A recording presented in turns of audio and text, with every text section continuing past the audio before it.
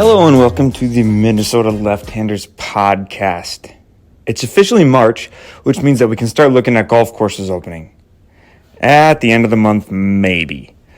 March 2022 does not look particularly promising, at least on the 10-day, or really in the 5-state region at this point. I've made a semi-frequent trip to Iowa in March for a few years now. Last year I ended up going to Arizona because flights were just too cheap. Prices were down, stimulus checks were up, so I took advantage of that. But this year, that seems to have flipped. The prices are astronomical, and I just can't make it work. So I've been keeping an eye on Iowa, and it does not look great. Anyway, weather patterns. When does it usually get warm enough to play golf in Minnesota? And is that temperature enough? I want to talk about that as well as what is considered playable weather, because I think that answer's fluid. Also, and I want listeners' help with this, I'm on a quest to find the best public golf driving ranges in the state. I'd like to kind of compile this, talk it out, pictures, discussion, all those things. I'd like to consider these metrics when deciding which driving ranges are the best. The first is cost, obviously. The second would be mats or no mats. 3, the quality of the golf ball. 4, distance marker accuracy. And 5, and maybe this one is maybe the most important to me as someone who ends up going in the evening a lot. What direction does the range face? A lot of the ranges near me, well, in those first 4 metrics, I would say that they're pretty good. I can't have a range where I'm hitting straight west as the sun's falling. I just can't. You can't see your ball flight. You don't learn enough. You just don't know. So I'm looking for the best range that fits, receives the highest marks in all of those metrics. I'll also chat about the State Lefty Open again. Got a few small new developments to chat about there, and it is Arnold Palmer Invitation Week. Worth chatting about that as that tournament wraps up here. So, big episode today, lots to discuss. So here we go. All right, so most of my episodes are like recaps of the previous tournament, previews of the next, and then of course I talk about the State Lefty Open a lot. But now it's time for the tough stuff. Now it's time for the stuff about golf that really matters. It's time for debate. It's time for discussion. I want to know which driving range in Minnesota is the best. Can be a part of a course, cannot be part of a course, can be a standalone driving range. I know obviously some of those are around as well. Oftentimes they're tied to a course, but I want to know which driving range in Minnesota is the best. Again, I talked about this at the beginning of the episode, but here are your metrics. Ground quality. Mats, no mats. How's the ground you're hitting off? Is it level? Can you hit an iron off of it? Is the grass cut tight? Is there enough grass? Ball quality. We all know that some courses have these waterlogged balls with cuts. They're old. Ball quality matters. You got to know. What about cost? Everything seems to be going up these days, but I got to believe that there's a driving range that's keeping this under wraps. That's keeping it affordable. That's making it easy for people to go to the range a lot. And lastly, maybe most importantly, is hitting direction. Can't have a driving range that's facing west. I'm sorry if you have a driving range that faces west. It doesn't work. People go in the evenings. You can't be hitting the ball and not see the flight because the sun's in your eyes. You finish your swing, you look up, and you're blinded. You have no idea. That can't happen. That's no good. So I need your comments. I need your advice. I'm looking for this to be an ongoing discussion, debate. I've got a few ideas for what I think, and I'll get to those in just a minute. But just know this. I want your comments. I want your thoughts. I've got a post out on my Instagram at Minnesota Left-Handers where you can leave a comment. I put my favorite driving range. It's not even in Minnesota, but it is my favorite driving range. Scenic views matter a little bit. So go find that. It is at Minnesota Left-Handers. I posted it on Instagram and Twitter. So let me put you in a situation. For instance, as it were. It's August 7th or so. Your golf season hasn't necessarily gone as you planned. April, you were excited. New golf season, you were going to drop your handicap by 2 or 3 shots. But league rounds didn't go as you'd hoped. You hadn't had quite the opportunity to practice that you thought that you would. Kids, job, whatever. But the club championship's coming up. And you want to get that game back in shape. So you decide to dedicate yourself to the driving range. You snuck out of work a little bit early on a Friday to get to the driving range before you had to be home. You get your clubs out of the car, walk over to the range, grab a tee, grab the first ball out of the bucket, and you try to put the tee in the ground. You can't. No matter what you try, you can't get the tee in the ground. You're over there on bended knee trying to push this tee into the ground, thinking it's a pointed edge, for crying out loud. Why won't this tee go into the ground? It's because it's dirt and it's dry and it's August and it's hard to get the tee in the ground. So you walk over to your car, you get your ball peen hammer. Do we still have ball peen hammers on our cars? Does anyone? I say still, like that was just like a thing that we used to have. We don't have ball peen hammers necessarily, but I don't know, maybe you do. You got a ball peen hammer in your car. So you grab that ball peen hammer, you bring it over, and you start tapping the tee in the ground. Eventually you get it into the ground. You get yourself all ready to go. You got your pre-shot routine. You're like, well, I've always been told, you got to have your pre-shot routine even on the range. So you try to do it. You try to do everything right. You line up, you take your swing, and it's like this immediate weak slice that doesn't get more than 10 feet off the ground. You grab another ball because you're like, what? That was weird. What was that? So we're gonna line it up again. That doesn't happen. You look down, and there's a slice through the middle of the ball. Well, this is no good. This is all too common for us, though. We see this too often at the driving ranges that we end up at, whether it's at a course or just that standalone driving range that's out, in that farmer's field somewhere.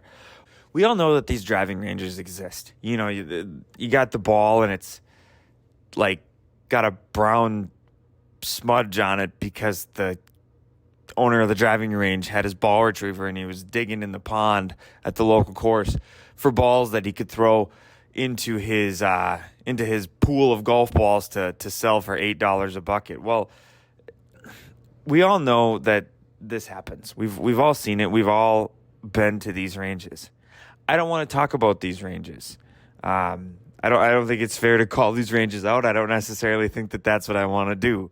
The ones who don't take care of their hitting areas or give you decent golf balls or overcharge you for your experience. I want to highlight the good ranges. I want to highlight the people who have taken good care of what they have and what they present to the people who are coming there to spend some time at the range. And so I need your help. I want you to comment back to me good ranges that you found. What ranges work for you? What ranges what ranges are your go-tos? What driving range is your go-to? Which one do you have confidence in that you're gonna have decent golf balls? That you're gonna have decent ground to hit off of? That doesn't face straight west in the evening so you can't even see your ball flight. What driving ranges do you think are the best in the state of Minnesota? That's what I'm looking for.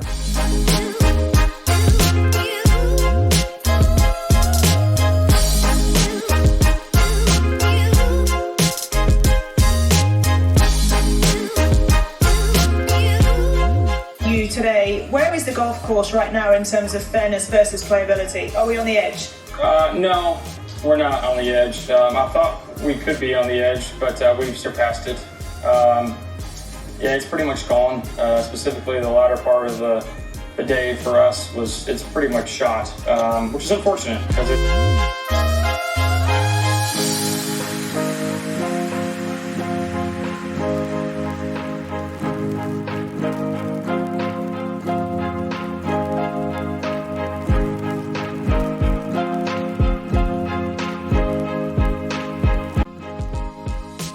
If that clip sounds familiar, that's because it's from Shinnecock Hills. I believe it was a U.S. Open back in 2015 that Zach Johnson complaining about the course and how it got too baked and too dry, too firm, all those things. And I just thought that it was fitting given what we saw at Bay Hill here this past weekend. Right on to the tournament that concluded today, the Arnold Palmer Invitational in Orlando at the Bay Hill Club and Lodge. We'll call it the beatdown at Bay Hill. Buried at Bay Hill? Annihilated at Arnie's place? I don't know. I'm still workshopping it, but either way, the carnage was real, and it spared just about no one. Bay Hill was clearly the PGA Tour's answer to John Rahm's complaint in La Quinta out in the desert earlier this year when he had this to say as he left a green. Piece of shit fucking set up putting contest waiting.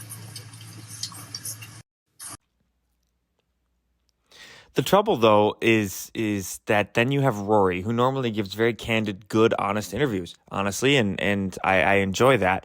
But he said this when asked by a reporter, you think some of the guys would think twice about whether to play at Bay Hill if it stays like this? Yeah, they need to do something about it, he said. There's a lot of guys that sort of stay away this week to get ready for next week. Next week's become such a big event, $20 million purse. The four majors are sacred in this game, but it's very close to being among them with the way it's going. As I said, I just need a day off tomorrow to forget about what's happened this week and then just sort of focus on next week. He for reference, he shot 76 today. He's 4 over par. So what should they do? The interviewer asked. Rory said, I think it's just a golf course setup issue and maybe just trying to make it a little less penal when you miss, I guess. Or not even being less penal when you miss. I don't mind golf courses being penal when you miss, but it's not rewarding good shots. And I think that's where it starts to get across the line. So my question is, where do we stand then? What course works? Where are we not?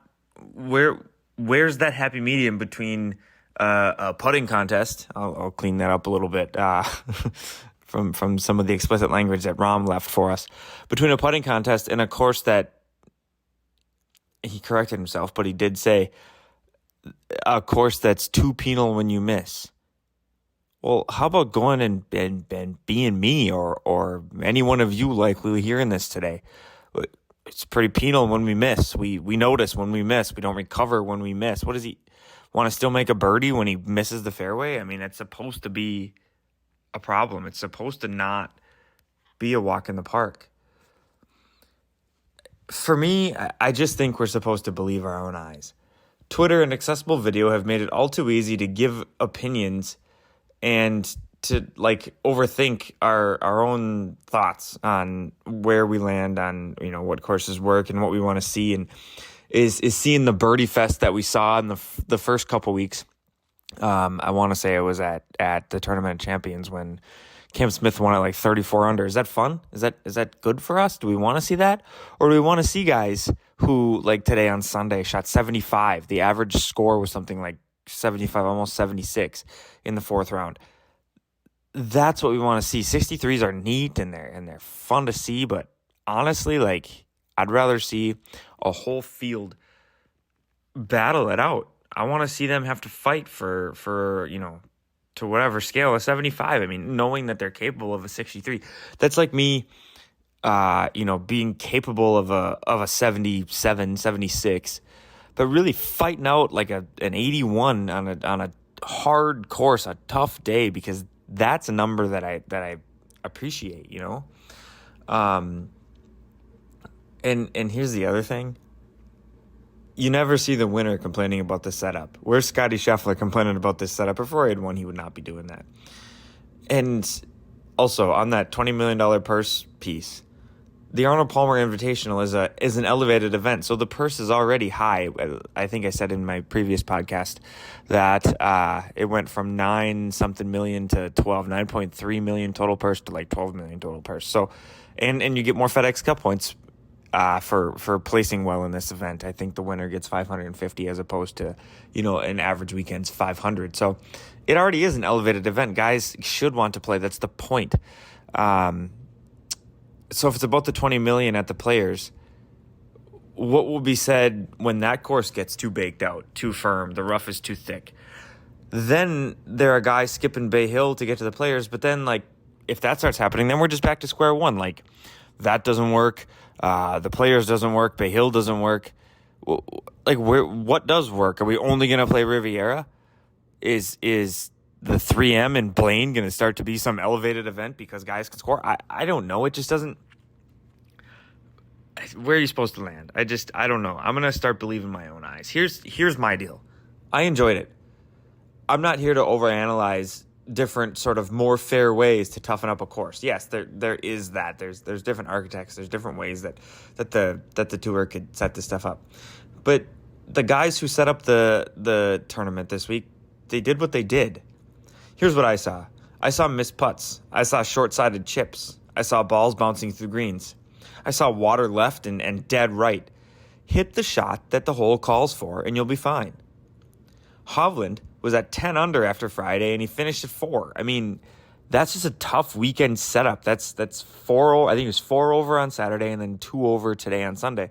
And so it's just that's what the average guy. I think I guess I can't speak for the average, for everyone, for the average person, because people like the NBA and these scores that are 130 to 125.